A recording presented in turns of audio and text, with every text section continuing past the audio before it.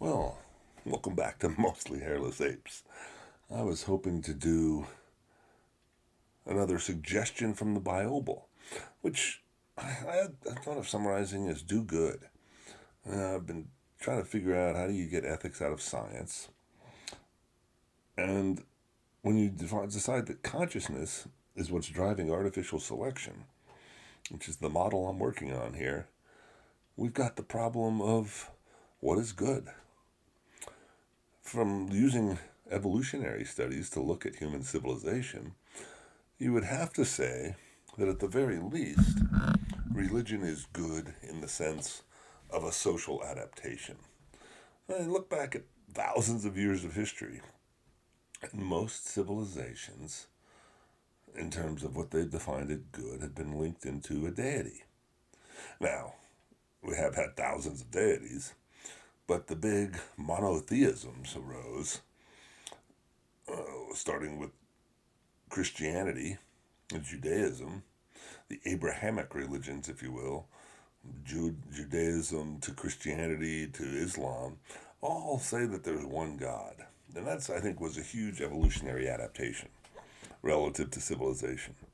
So, the hypothesis here is that you can't have a civilization, you can't have a group of humans working together with consciousness, questioning each other, because that's what consciousness does, is it questions things, without having a common belief system.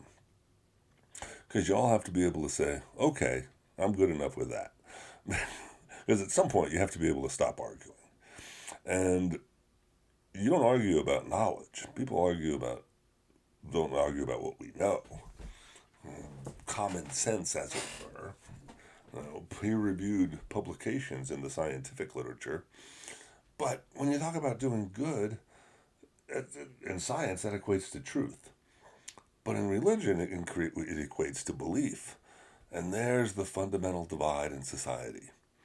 Obviously, we've had wacky things going on in America. I'm recording this on Tuesday, September 23rd, 2025.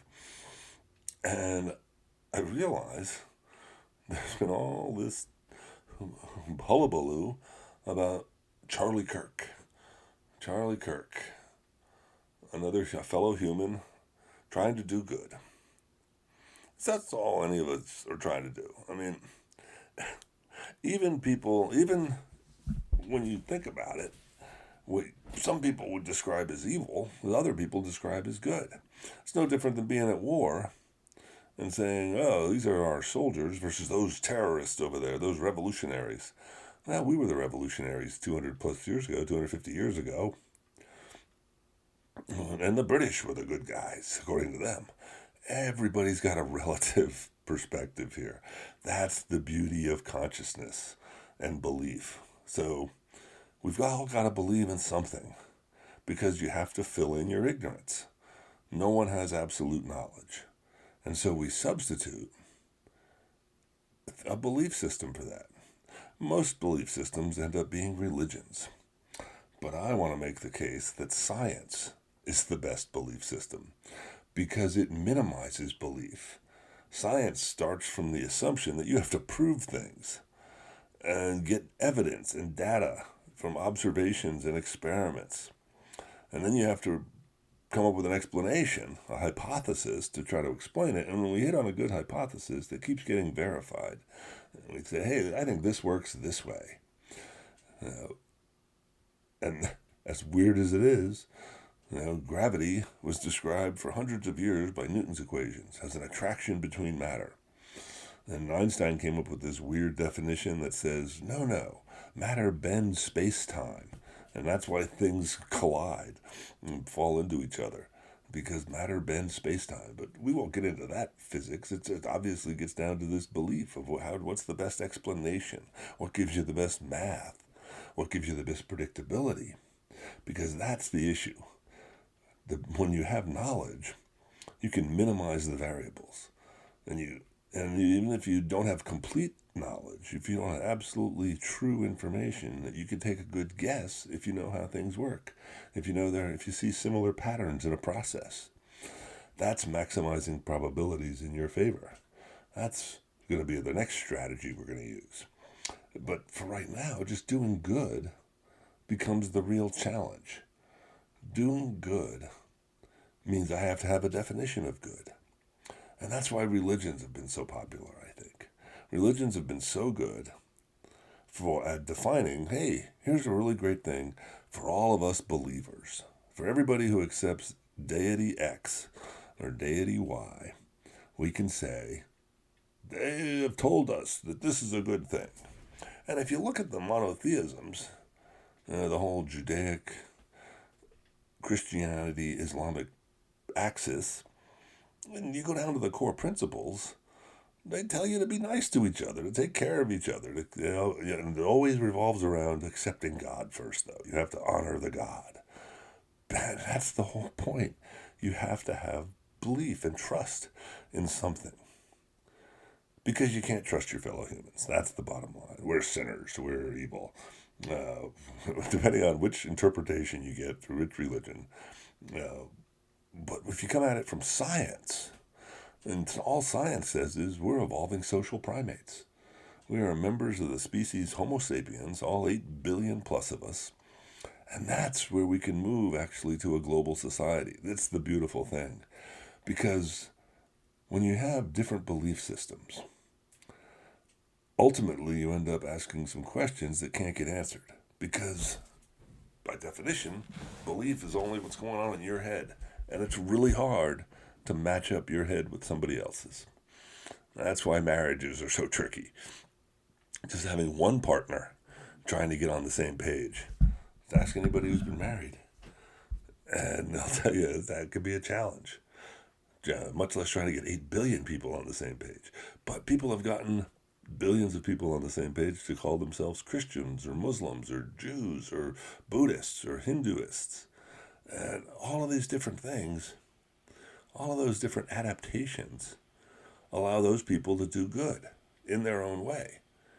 However, when you dig deep, one of the things that's been adapted in most religions is that one of the worst things on the planet is an infidel, is a heretic, is a kafir, I believe is how it's pronounced in Arabic.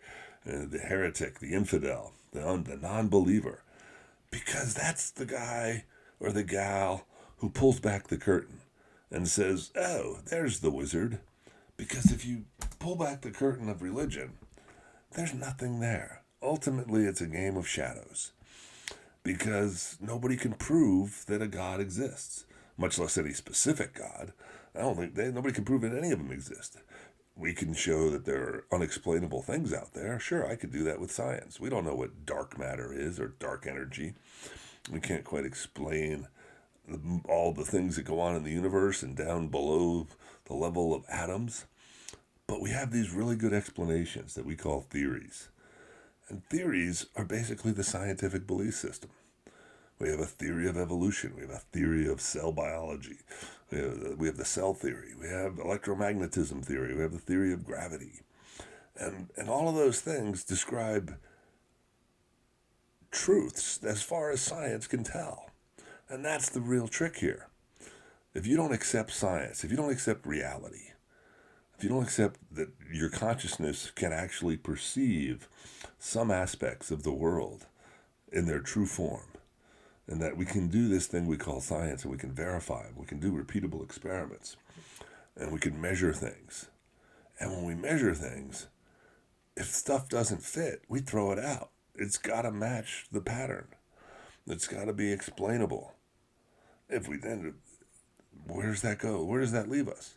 It leaves us with building spaceships and global communication networks with satellites and high-speed rails and cars and jet planes and internets and computers and broadcast systems and Barca loungers and preserved food and medicine and vaccines and all of that stuff that comes out of science because somebody did the frickin' experiments.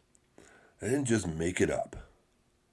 But what we're dealing with now in America is a religious revival. We've got a bunch of people, unfortunately, who are so deeply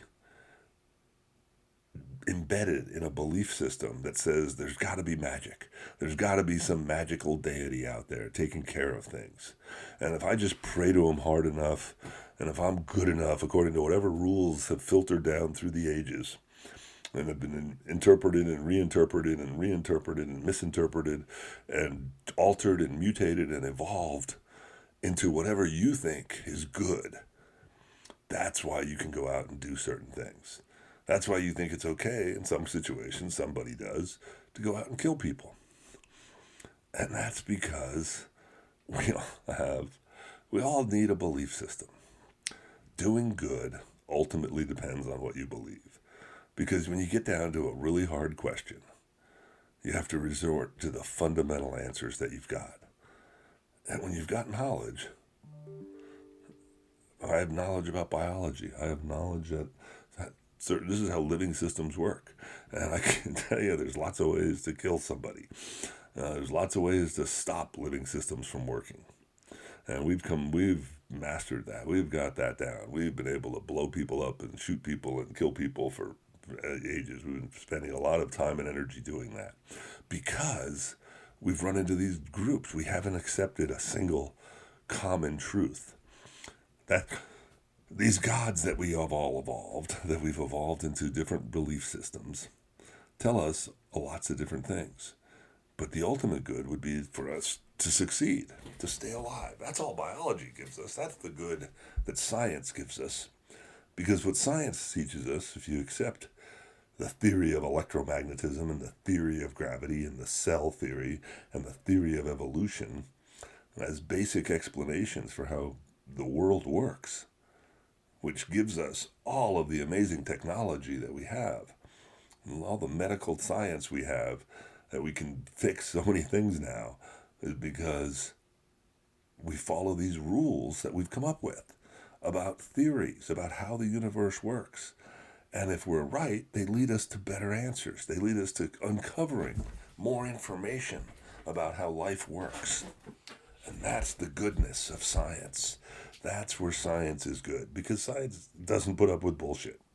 Science, by the process of peer review and replication, will uncover stuff that doesn't work as an explanation. We've had plenty of scientific hypotheses in the past. We used to think there was an ether out in space, and nobody's been able to find that.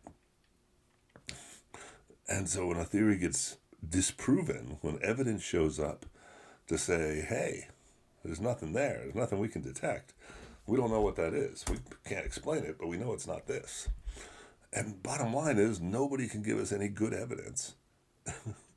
Actually, if you dig into the literature in biology, there have been several studies done, fairly large ones. There was that one out in Kansas that was anchored around cardiology. They took about 1,800 patients who were heart patients, divided into three groups, and one was being told that they were being prayed for at the local church, and they actually gave their names to prayer groups at these churches. The other one was told they weren't being prayed for, and the other one was left as the control. They weren't told anything. And the people who actually were told they weren't being prayed for had a better recovery rate because they took the responsibility for their healing on their own. That's the problem with religion, as I see it. That's the problem that science sees, is an evil of religion. And why religion is not as good as science. Because ultimately in religion, you stop thinking. That's been the beauty of religion, and why it's been such a successful adaptation for thousands of years. Because for most of our history, most of us didn't have enough information. We finally live in an age where we have lots of information, and we have enough information to explain things like life on Earth, and death, and medicine, and communications, and all of this fun technology that we have, and how to fly into space. We know how to do all that because we figured out how the universe works on a small level. We have knowledge in our little corner of the universe that can explain all of those things. Some people can't process that. They still think it's magic. They just leave it to magic, and they accept deities. And so they can go to a tent revival. They can go out to Arizona or wherever and praise the Lord and sing hymns and think it's all going to be better. And in some cases, they can think themselves well, just like the placebo effect in those heart studies. We know there's a placebo effect. We know consciousness is an amazing thing. and we have some understandings of how it works. But if you're not conscious and awake, if you're not woke, if you're not alert, if you're not aware of things, then what are you? Then you're in a daze. Then you're in something less than consciousness, less than awareness. And that's the real problem we have right now. And that's something to that idea that scientists would look down on people who are religious believers. Because if you're going to stop thinking, we don't have anything to talk about. If we're trying to solve a problem, which requires us to think about it and figure out new answers to things, which is what science does.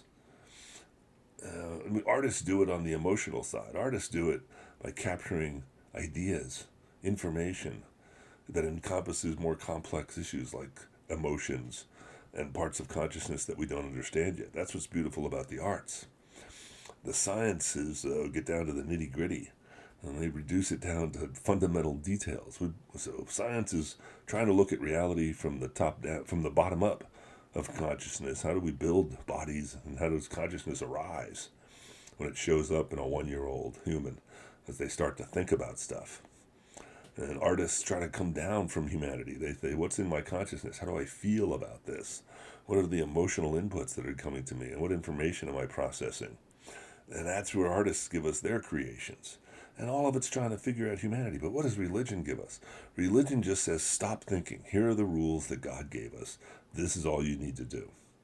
And they work in a lot of cases to temporarily solve a problem, or at least make you less stressed, because they've been adapted and refined over the millennia. The reason we don't have Norse gods or thunder gods anymore, or the pantheons of Rome, is because people said, oh, they must live up on those mountaintops. And then people went to the mountaintops and there was nobody there. And they said, well, wait a minute. Where are the gods? Where did they go? And when they stopped showing up and we couldn't find them anywhere, then we made sky gods. That was the big evolutionary leap that monotheisms did, that the Abrahamic religions did, that Judaism and Christianity and Islam and a bunch of other ones. I'll say, well, they're out there. There's a force in the universe, whatever it is. Star Wars does the same thing. There's just some mystical, magical force. And there might very well be. But here's the deal. It's a really low probability. Because, as anybody will tell you, we can show plenty of examples. The fact that we don't believe in all those other deities, it can be extended to anyone that you actually believe in, and say, why should I believe in that one either? If we've thrown away all these other gods over the years, and why should I stop thinking about it?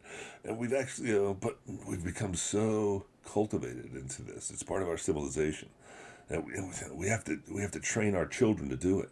And we do it by, unfortunately, lying to them about Santa Claus and things like that. I can't tell you how much I wrestled with Santa Claus and explaining my youngest daughter believed in Santa for quite some time, to the point where we had to say, all right, no, it's not real. There's not that magic. Because when you think about it, think about being raised in a religious household versus a scientific household. Think about the process of development. Whatever you think about yourself, whether you're a child of God with magical powers of creation, whatever that is, or you're just an evolving social primate who has this adaptation that we call consciousness. And what consciousness is enough brain power, enough neural networks to be self-aware about your environment. You understand your environment. That's the key thing about awareness.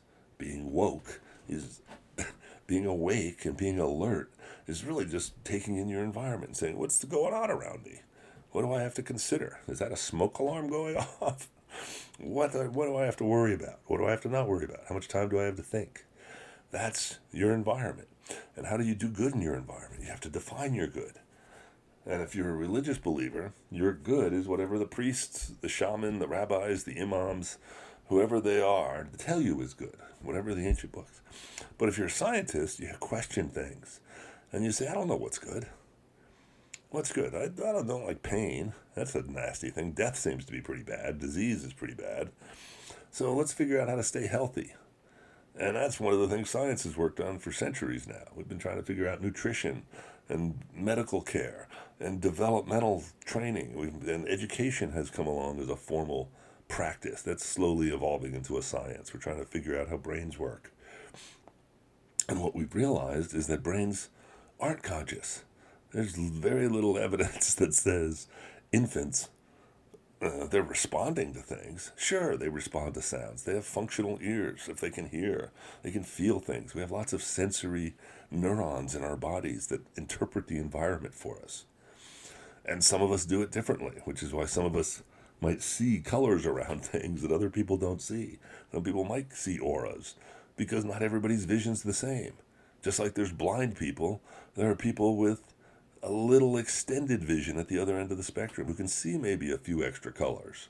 And we think of both of them as a little weird, as much however you think about it, and you'd like to help them out if you could. But no, what do? We shoot to the average. We settle to the average and we take what's there. Because most of us are pretty busy. But if you were a scientist, you might want to solve one of those problems. You might look at people with different types of vision, different sensory perceptions, and realize that we all interpret the world a little different. And what's acceptable is what we all can agree on. And that's all science does. It just says, what can we see? What's the minimal that we can do? What's the baseline? The science builds up from the bottom. And science tells us that consciousness is this evolved adaptation. We've had it probably for hundreds of thousands of years. Other animals might have some variation of it, of self-awareness and the ability to make choices. I think my dog has some degree of consciousness, and since we've brought them along on our evolutionary journey, I feel a little responsibility towards canines, to dogs, because humans, my fellow species members, have been domesticating them for tens of thousands of years. We think we've had dogs with us for well over 10,000 years, probably close to 20. And those are all choices that have been made. Are they good choices? They're good choices from the scientific perspective, from my belief in science as a belief system, that it keeps us alive. Dogs substituted, one of the things dogs give us is a way extended olfactory capacity, the ability to smell things. Humans have lousy smellers, which probably was an adaptation to living around a bunch of stinky humans when we were all evolving as pack animals, as social primates. Minimizing your offense to smell is probably a good adaptation relative to living with a bunch of other stinky humans. We've come up with perfumes and scents and bathing, but dogs replaced our smellers, our sniffers. Of course, they're a logical adaptation. They're a good adaptation. And that's how we can define good. What improves life? What makes your life better? And we can then have a civil society if we all believed in science instead of religion, and we could say, hey, we're all members of the same species. The only way I can do any good is if I can have some time to stop and think about it. Which means everybody needs a home, everybody needs a proper education, everybody needs health care, so that you can be as fit as possible, so that you can go out and do good work, that you can change the environment by putting in some labor. Because that's the only way you're going to change anything. We all have to do good. But what is that one thing that's good for you, or those multiple things that are good for you? What are they? I don't know. But you have to decide. That's what science tells us. But we can all do that by living in a civil society. That's what science tells us. Science as a belief system, to me, says doing good is the process of maintaining our species, increasing our genetic variability, keeping genetic options open, keeping as many people alive as possible that can develop their full potential. That means everybody needs a good home, everybody needs good nutrition, everybody needs access to education, so that we can all grow up and make our own decisions. As far as religion goes, it's been a great adaptation, but I think it's at a point where it's just harming us because it doesn't allow us to talk.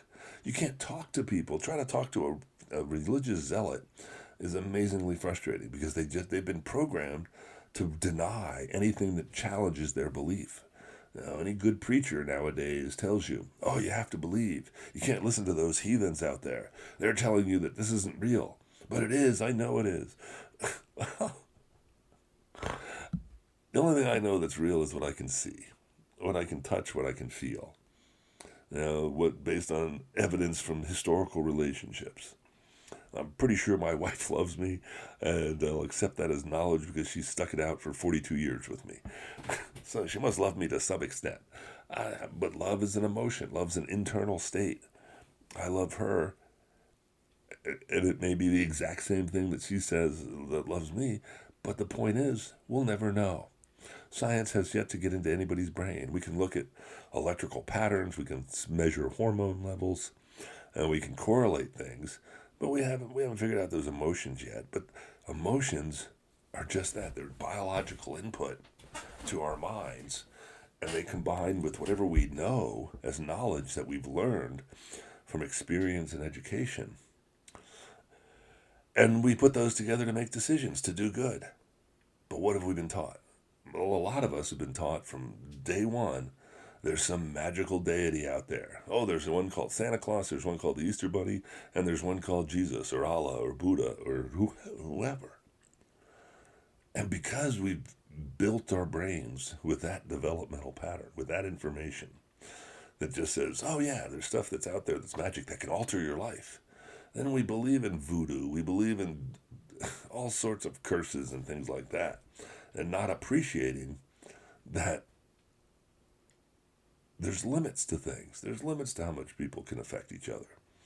Now, obviously, I can just do things with weaponry and do things with various technology, but on a personal level, I'm only dealing with who's ever here. If there's nobody here, then it's just me. And I'm doing good involves me making a decision about what's good. And it's getting work done.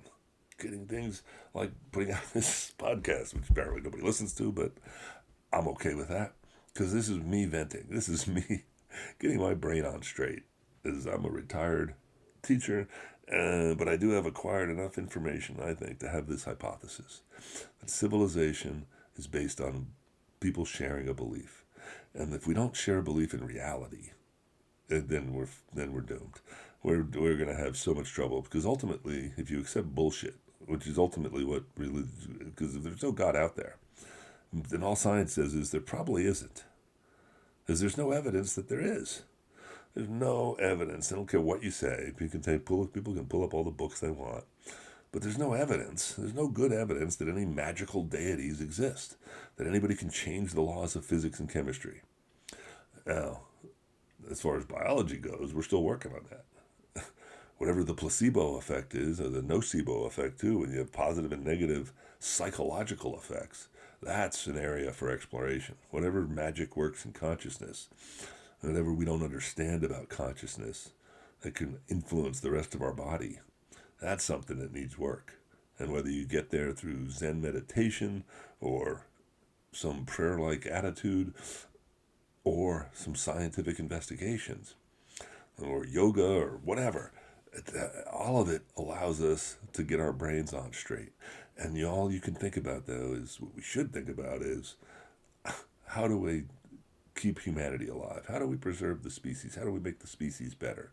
How do we guarantee, no, we can't guarantee it, but we don't go extinct? How do we try not to go to extinct? How do we do that? Well, I think that means we need to manage the planet. We need to share a little better. We need to stop polluting. We need to stop killing each other. It's pretty basic. That's all I think the Church of Science teaches us. If I have a belief system in science, doing good for me means gardenifying the planet.